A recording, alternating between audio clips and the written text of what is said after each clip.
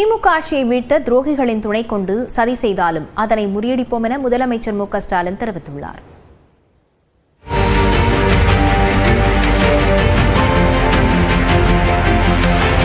இரண்டு நாள் பயணமாக திருநெல்வேலி சென்ற முதலமைச்சர் மு க ஸ்டாலின் பல்வேறு அரசு நிகழ்ச்சிகளில் கலந்து கொண்டார். அதன் ஒரு பகுதியாக தாமிரபரணி நம்பியாறு கருமேனியாறு இணைப்பு திட்டத்தை முதலமைச்சர் தொடங்கி வைத்தார்.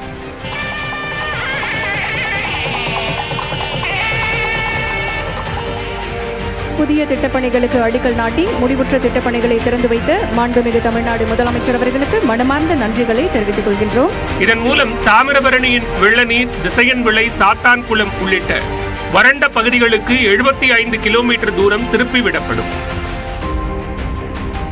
இந்நிகழ்ச்சியில் பேசிய முதலமைச்சர் மு க ஸ்டாலின், தென் மாவட்டங்களில் ஏற்பட்ட வெள்ள பாதிப்பிற்கு மத்திய அரசிடம் கேட்ட நிதியில் 1% கூட தரப்படவில்லை என குற்றம் சாட்டினார்.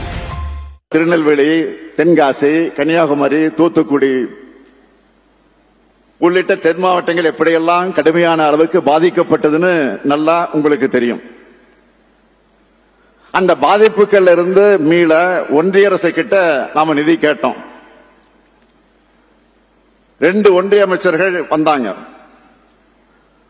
ஆனா அவங்க உடனடியாக இடைக்கால நிதி உதவியை கூட செய்யல. நம்முடைய நைனா நாகேந்திரன் கோபித்துக் கொள்ளக்கூடாது. அவருக்கு உண்மை தெரியும். ஆனா அவர் பேச மாட்டார். நீங்கள் பேசுங்கள் என்றுதான் எனக்கு அனுமதி கொடுப்பார். நாம கேட்டதுல 1 விழுக்காட்டை கூட கொடுக்கல. திருநெல்வேலி அல்வான்னா உலகமே ஃபேமஸ்.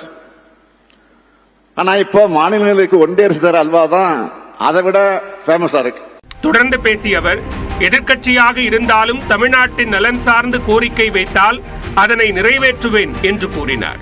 தோழமையில இருக்கக்கூடியவங்க பேசினாலும் சரி, எதிர் முகாமில் இருக்கக்கூடியவங்க பேசினாலும் சரி, அன்பா பேசினாலும் சரி, கோபமா பேசினாலும் சரி, அவங்க பேசுறதுல நியாயம் இருந்தாலும் சரி, மக்களுக்கு நன்மை இருந்தா அதையெல்லாம் செஞ்சு கொடுக்கணும்னு நினைக்கிறவன் தான் நான். இந்நிலையில் தமிழ்நாட்டின் வளர்ச்சி மீது அக்கறை இல்லாதவர்கள் திமுக மீது அவதூறுகளை பரப்புவதாக முதலமைச்சர் விமர்சித்தார். துரோகிகளின் துணையுடன் சதி செய்தாலும் அதனை முறியடிப்போம் என முதலமைச்சர் மு க ஸ்டாலின் தெரிவித்தார். விஷக்கிருமியோட அக்கப்போர் ஊற்றுகள் எல்லாம் காலப்போக்கில் காணாமல் போயிடும்.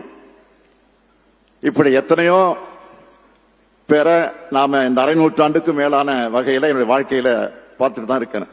அவங்க என்ன சதி திட்டம் தீட்டி நேரடியாக வந்தாலும் சரி, அது துரோகிகளை துணைக்கு அழைச்சிட்டு வந்தாலும் சரி, அதை நாம நிச்சயம் முறியடிப்போம். அடுத்த 5 ஆண்டுகளில் தென் மாவட்டங்களின் வளர்ச்சி புலி பாய்ச்சலில் இருக்கும் என்றும் முதலமைச்சர் தெரிவித்தார். இந்நிலையில் 75,151 பயனாளிகளுக்கு நலத்திட்ட உதவிகளை வழங்கிய முதலமைச்சர் 20 புதிய திட்டங்களுக்கும் அடிக்கல் நாட்டினார்.